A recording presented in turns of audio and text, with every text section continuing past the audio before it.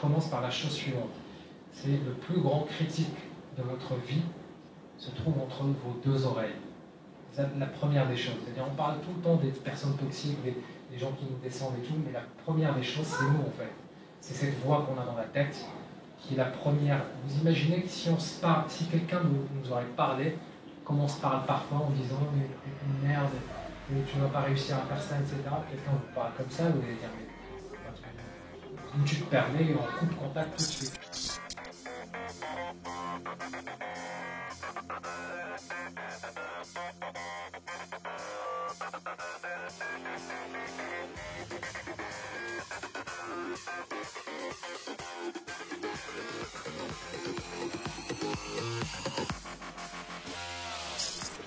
Une question ? Oui, alors moi ce que je me demandais c'est finalement est-ce que sortir de ta zone de confort, se dépasser, est-ce que c'est pas devenu ta propre zone de confort? Est-ce qu'au final on ne peut pas se contenter de ce qu'on a? Et est-ce que ce serait pas se contenter de ce qu'on a, est-ce que ce serait pas sortir de notre zone de confort? Super question. Super question et elle relève deux points. La première, et souvent que certaines personnes comprennent mal, c'est que la zone de confort c'est quelque chose de vital. L'idée c'est pas justement de passer sa vie en dehors de sa zone de confort, on devient fou au bout de quelques heures. L'être humain a besoin justement d'un espace où se ressourcer, où se retrouver, etc. D'où l'intérêt en fait, ce dont je parle dans le livre, de créer cet alter ego, cette meilleure version de soi-même, à laquelle on va faire appel à chaque fois. Par exemple, moi, on peut l'appeler, je sais pas, tu t'appelles comment par exemple? David, il y a le super David. On fait ok, le super David aujourd'hui, il va faire cette action-là, il va se dépasser, il va organiser ça qui lui tient à cœur, etc. Et là on revient, il y a ce va-et-vient qui a pour conséquence d'élargir sa zone de confort. Parce que la zone de confort, elle est d'abord à délimiter. Et on a des limites avec ce qu'on a fait juste au début, c'est-à-dire se poser la question, s'il n'y avait aucune limite au possible, qu'est-ce que j'aimerais accomplir? Et ça n'a aucun intérêt d'aller vouloir faire du rafting, du saut en parachute, si ça ne vous éclate pas. Donc là, on a déjà délimité en fait sa zone de panique, sa zone d'intérêt. C'est-à-dire mon 10 sur 10 sur la vie professionnelle, ça serait d'atteindre tel chiffre d'affaires, ça serait d'atteindre tel salaire, telle fonction, telle responsabilité. Ok. Maintenant, deuxième partie, quel est le type de personne, avec ses traits de caractère, ses habitudes, etc., capable d'atteindre ces résultats-là, dans 1 an, 2 ans, 3 ans, etc. Et c'est là où on va se poser et noter de 0 à 10, à quel point on est cette meilleure version de soi-même. Et on le fait, il y a la méthode dans le livre, pour les 8 domaines de sa vie. C'est-à-dire pour sa santé, son bien-être, pour la spiritualité, pour le développement personnel, pour le développement professionnel, etc. Et ça va relever justement le fait de tendre et d'étendre cette zone de confort. Et effectivement, l'être humain est accro au progrès, par définition. Donc on est tenté d'à chaque fois vouloir toujours plus, etc. Mais ça ne devient jamais notre zone de confort, parce que par définition, elle s'étend et c'est jamais la même. Mais effectivement, si on prend par exemple ma zone de confort d'il y a 2 ans, ou par exemple, je ne sais pas, professionnellement, c'est plus la même, à force d'action. Mais forcément, on cherche toujours plus.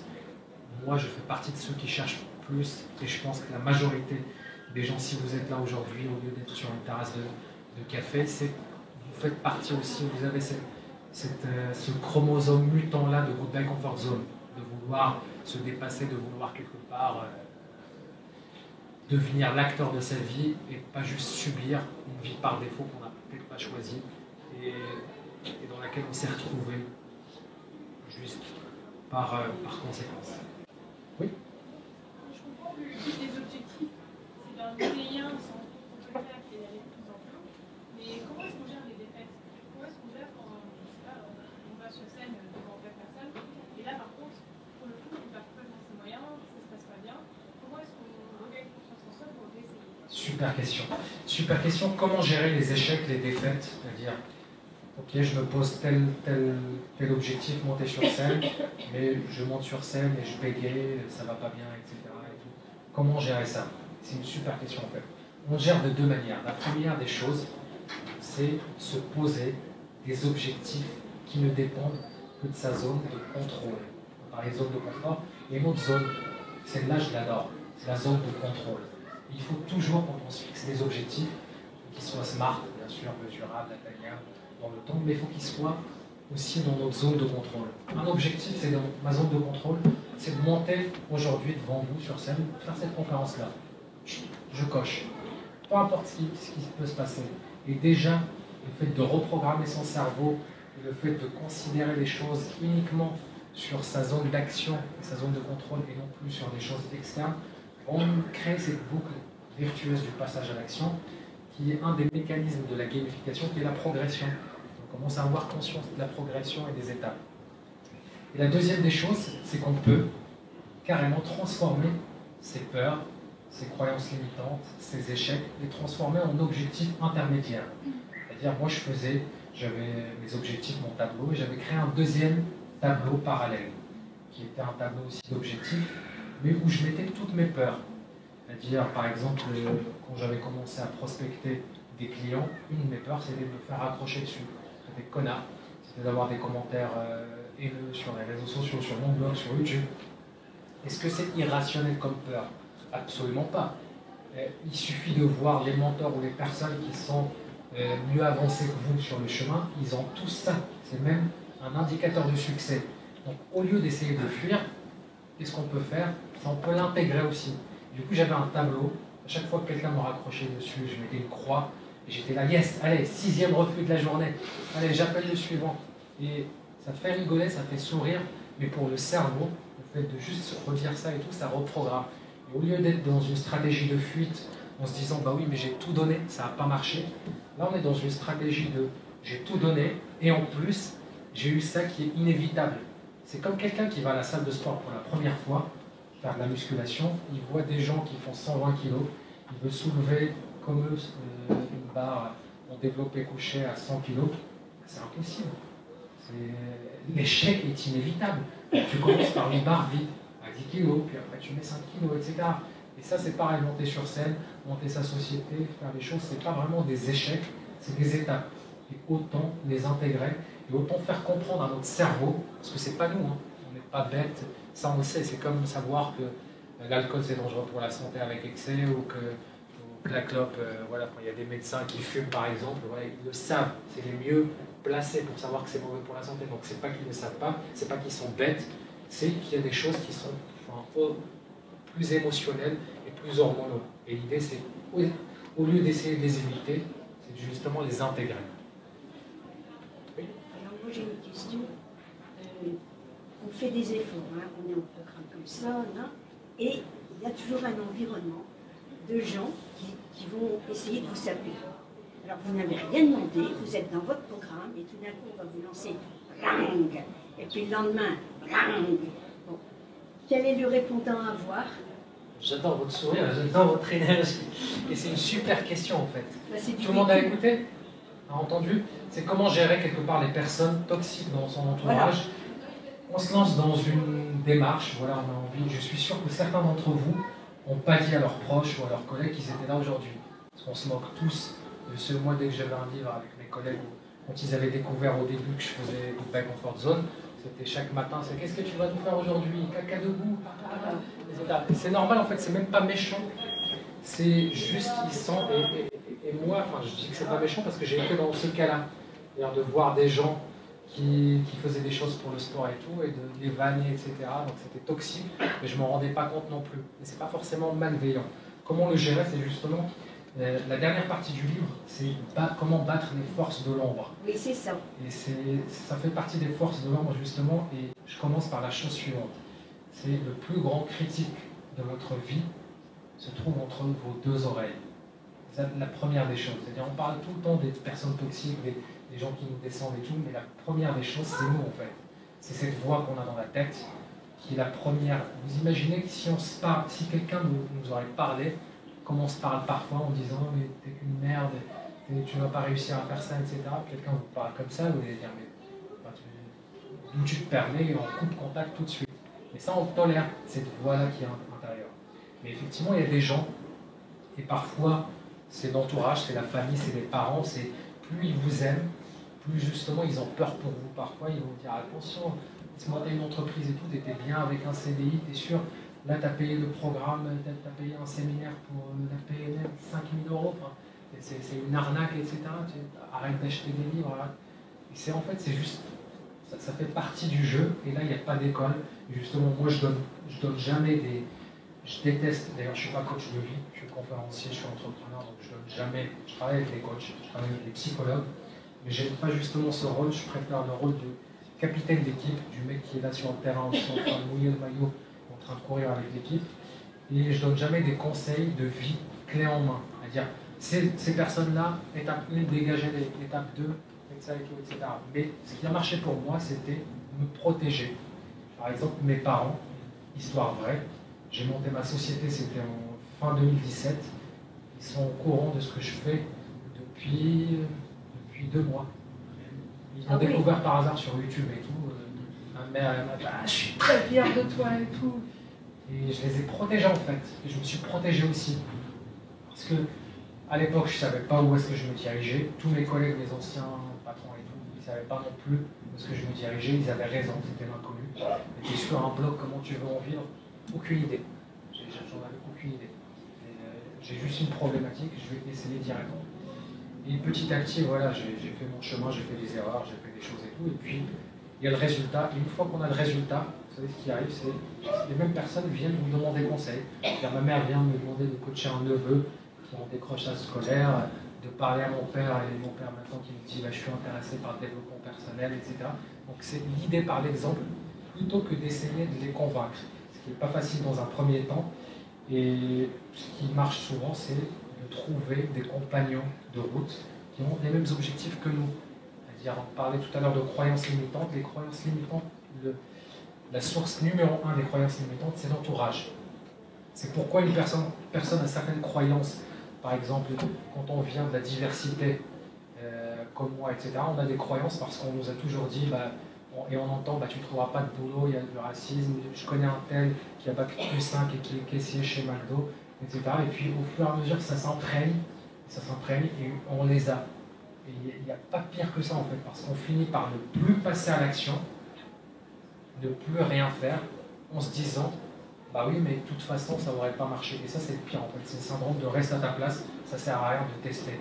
Alors que moi, quand on m'annonce qu'il y a 10% de chômage, pour moi, c'est une super nouvelle. C'est-à-dire qu'il suffit d'être dans les 90% des meilleurs, entre parenthèses, ou de ceux qui arrivent à être un peu dégourdis pour arriver à ça.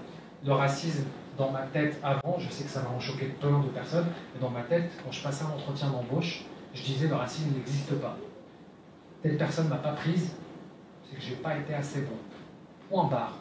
C'est vrai, c'est pas vrai, je m'en fous. Bien sûr qu'il y a du racisme, bien sûr que ça existe, mais est-ce que c'est 3%, est-ce que c'est 10%, est-ce que c'est 30%? Je peux pas, c'est pas dans ma zone de contrôle. Donc au lieu de passer à côté de ma vie, au lieu de me chercher des excuses, je faisais des choses. Ok, t'as pas réussi à décrocher ça, c'est pas voilà. Pareil avec les filles en séduction, etc. Jamais de ma vie j'ai dit c'est parce que t'es pas assez grand, c'est parce que t'as pas les yeux bleus, c'est parce que non. Ok, ça n'a pas marché, ou ma démarche n'était pas bien, ou voilà, on n'était pas fait pour être ensemble, etc. Mais jamais justement avoir cette notion-là qu'on a malheureusement par l'entourage, et c'est génial et c'est magique, c'est-à-dire c'est l'une des choses les plus simples à mettre en place, c'est une fois qu'on a un autre entourage, qu'on voit des gens avoir des résultats. Donc, par exemple, j'avais dîné avec un entrepreneur qui est sur YouTube, ils ont maintenant un peu plus de 200 000 abonnés, sa boîte dépasse le million cette année, et je le voyais en train de manger, ils sont coachs sportifs, et ils vendent des programmes en ligne pour faire de l'aérobic, etc., du yoga. Et je voyais son compte Stripe qui était là, et il a fait, je sais pas, il a dû faire, parce qu'ils ont fait un webinaire avant, ils ont fait 6 000 € de chiffre d'affaires en 2 heures. J'ai vu ça, je suis rentré, j'ai fait c'est possible. J'ai pas lu de livre et tout, pour moi c'était possible. Juste le fait d'être au contact de personnes qui n'ont pas les mêmes croyances limitantes et qui ne sont pas par définition des personnes toxiques, ça peut être directement. Le cerveau, il se reprogramme. Oui. Est-ce qu'on crée soi-même sa zone de confort ou est-ce qu'on se l'impose? Il y a les deux. Il y a une zone de confort qu'on cherche à se créer. Il faut d'ailleurs se la créer. sa zone de confort, d'être dans certains moments, etc., de prendre du temps pour soi-même. D'ailleurs, pour certaines personnes, prendre du temps pour soi-même et ne rien faire, c'est de sortir de sa zone de confort. Parce que moi, par exemple, en ce moment, c'est tellement un rythme de parfois 14-15 heures par jour que parfois je suis comme un drogué. Quand j'ai l'ordi, je monte pour dormir dans le lit et je descends parce que j'ai oublié de faire telle tâche ou que j'ai eu telle idée. Et à sortir de ma zone de confort, c'est vraiment de me détacher, de me reposer. Et il y a une zone de confort qu'on nous impose dès l'enfance, dès l'âge adulte, avec les croyances limitantes, avec des choses c'est pas possible, avec des choses de reste à ta place, c'est pas pour toi, c'est pour les autres, etc. Donc il y a les deux. La seule question qui vaille le coup d'être posée, c'est est-ce que j'ai envie d'en sortir et pourquoi? Une fois qu'on a cette question-là, on a le début du jeu, on clique sur Start et on s'éclate. Quelle est l'importance de la préparation mentale avant de passer sa zone de confort? Quelle est l'importance de la préparation mentale avant de sortir de sa zone de confort? Proche de zéro pour moi. Parce qu'on n'est jamais, on peut se préparer autant qu'on veut avant, on ne sera jamais prêt qu'une fois qu'on est sorti de sa zone de confort. Il y a certaines choses pour lesquelles c'est valable, c'est-à-dire, par exemple, se préparer pour monter sur scène, ce n'est pas de la préparation mentale, c'est de la préparation technique. C'est-à-dire savoir comment se positionner, savoir comment gérer sa voix, comment gérer sa respiration, etc. Il y a mon prof de théâtre qui est là aujourd'hui, qui m'avait fait répéter à tout début. Et donc ça, c'est de la préparation technique. Et préparation mentale, on n'est jamais assez prêt en fait. Les athlètes ont recours à de la préparation mentale, à de la PNL, à des techniques comme ça, mais ils ont déjà enclenché ce cercle-là de dépassement de soi et ils ont besoin justement de millisecondes qui feront la différence par rapport à un concurrent. Pour nous, pour les personnes normales, une préparation mentale, ça se passe vraiment dans le vif du sujet. C'est se faire peur une fois qu'on est lancé. Et c'est comme ça qu'on est préparé pour la suite. Une question justement par rapport aux athlètes, tout ça. J'ai eu pas mal d'interviews d'athlètes qui, avant une compète, transforment tous leur peur en excitation en fait. Parce que c'est une émotion qui est assez proche. Est-ce que vous pensez que c'est possible de switcher comme ça, de hacker un peu le système en fait? C'est-à-dire ils utilisent la peur, l'excitation, c'est ce qu'on appelle le stress positif. Parce qu'effectivement, le stress, d'un point de vue hormonal et d'un point de vue évolutionniste, il est fait pour quoi? Il est fait pour nous donner un choc d'adrénaline, pour passer à l'action par la suite et peut-être sauver notre vie.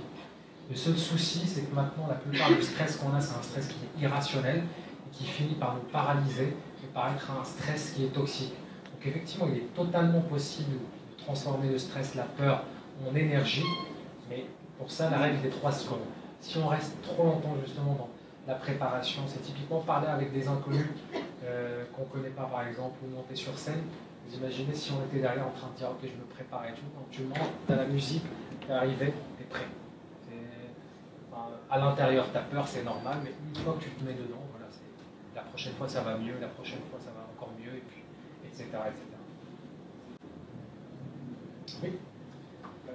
Est-ce que tu crois pas quand même que les concepts que tu es en train d'exposer, sortir de sa zone de confort, c'est quand même quelque chose qui est pas forcément réservé, mais qui est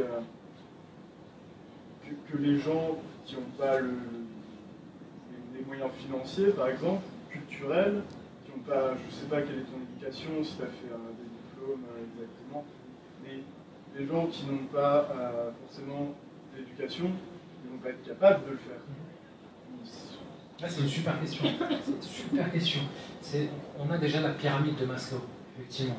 C'est des besoins primaires, c'est des besoins de survie, besoin d'avoir un toit, d'avoir de la nourriture, etc. Donc, les besoins d'appartenance, de sortir de sa zone de confort, comme on peut l'entendre, justement pour devenir cette meilleure version de soi-même, et les réserver clairement à des gens qui ne se posent plus les questions basiques, je veux dire ma sécurité, etc. Mais ces gens-là, ils sortent de leur zone de confort, j'en faisais partie aussi. Quand j'étais étudiant, etc., tu étais obligé de sortir de ta zone de confort pour justement faire des études, pour décrocher un job étudiant, pour travailler plus, etc. C'est une définition qui est subjective d'une personne à l'autre. Par contre, tu touches à un sujet qui est très, très vrai, qui est est-ce que c'est un luxe, est-ce que c'est pas réservé à quelque chose? Mais là, là-dessus, ça sous-entend qu'est-ce que ça veut dire pour toi sortir de sa zone de confort. Et donc, c'est pas forcément ce que j'ai donné comme exemple, comme par exemple voyager seul, sauter en parachute, etc. Sortir de sa zone de confort, ça peut dire peut-être dire à ses enfants qu'on les aime, passer plus de temps avec ses enfants, d'arrêter de dire oui à tout au boulot parce que le chef abuse clairement de ce qui est légal et de ce qui est acceptable. En fait, il y a plein, sortir de sa zone de confort, c'est justement subjectif, ça n'est pas réservé à une classe sociale. Mais par contre, c'est réservé à un certain type de personnes qui, justement, pour revenir à la définition d'Albert Einstein, c'est à partir du moment où on a un objectif, on cherche un résultat différent de ce qu'on a déjà, ça passe par faire quelque chose d'autre. Donc si on est parfaitement épanoui avec ce qu'on a déjà, touchez à rien. Il n'y a aucune raison de chercher à sortir de sa zone de confort parce que c'est à la mode, parce que tout le monde le répète, parce que tel collègue a dit que c'était bien. C'est des questions sur le comment. Est-ce que tu penses que les défis, voilà, etc. C'est tout le temps au-delà de ça, en fait, du pourquoi, c'est le comment qui vient après.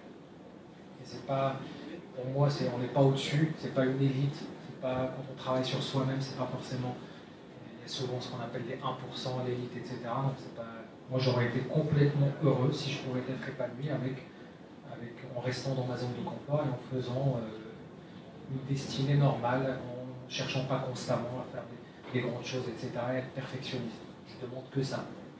Mais voilà, on est ce qu'on est, et puis je pense que si vous êtes là aujourd'hui, c'est que vous avez aussi ce syndrome-là. Bon courage. Le projet Goodbye Comfort Zone Heroes, on l'a financé avec une campagne UBU. On a prévendu des packs, et via ces packs-là, en fait, il y a eu les premiers accès en novembre, et par la suite, on a réouvert pour 100 personnes supplémentaires avant de refermer, et pour améliorer la partie technique du programme. Les résultats, c'est tout simplement, il y a des choses qui sont incroyables. Là, je pense à Rémi qui devait être là ce soir et qui, pendant des années, voulait se lancer dans une carrière de DJ et puis qui petit à petit a créé, par exemple, en parallèle du jeu et des défis du jeu, une structure de challenge et qui va mixer dans une grosse boîte de nuit qui est Box à Lille ici, le 21 juin par exemple. J'ai reçu cet email-là juste avant de venir, me disant hop, niveau 5 validé, etc. Et ça, des résultats, en fait, il faudra un miracle pour sortir de sa zone de confort, mettre en place des actions et pas avoir de résultats. Vraiment un miracle. On a toujours des résultats. Après, d'autres résultats, d'autres gens qui sont hyper satisfaits, il y a quasiment 100% de satisfaction. Mais pour de vrai, parce que c'est pas moi, c'est pas un modèle classique de coaching.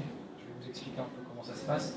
On arrive dans l'interface, on a des outils un peu pour créer ces quêtes légendaires, mesurer sa zone de confort, créer un avatar virtuel, même d'un point de vue visuel.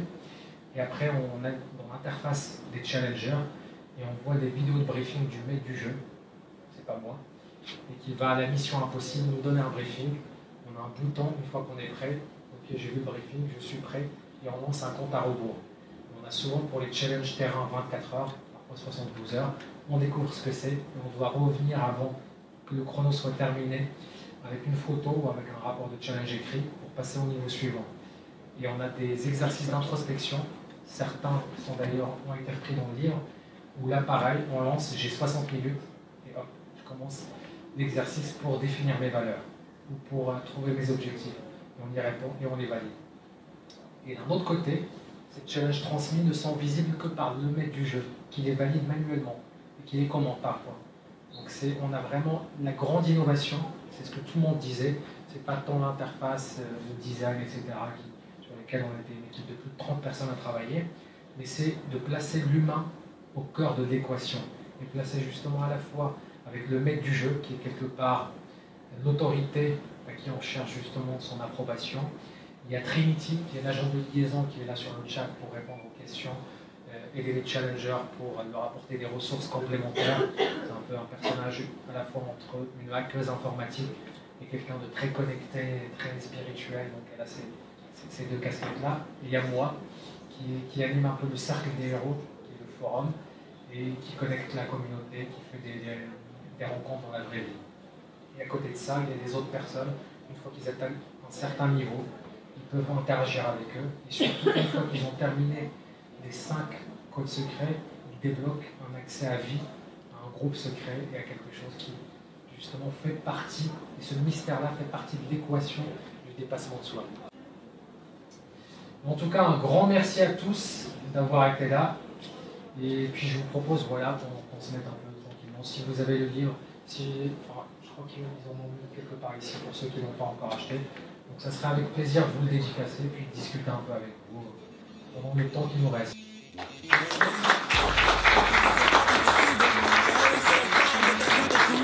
The walls are caving in and it leaves me with feelings, but the only one that matters is I won't be defeated. They'll keep talking, pray that I lost it. I keep it cool, my attitude stay frosted, and I'm intending to bring a revolution. There far too many problems, but far few solutions.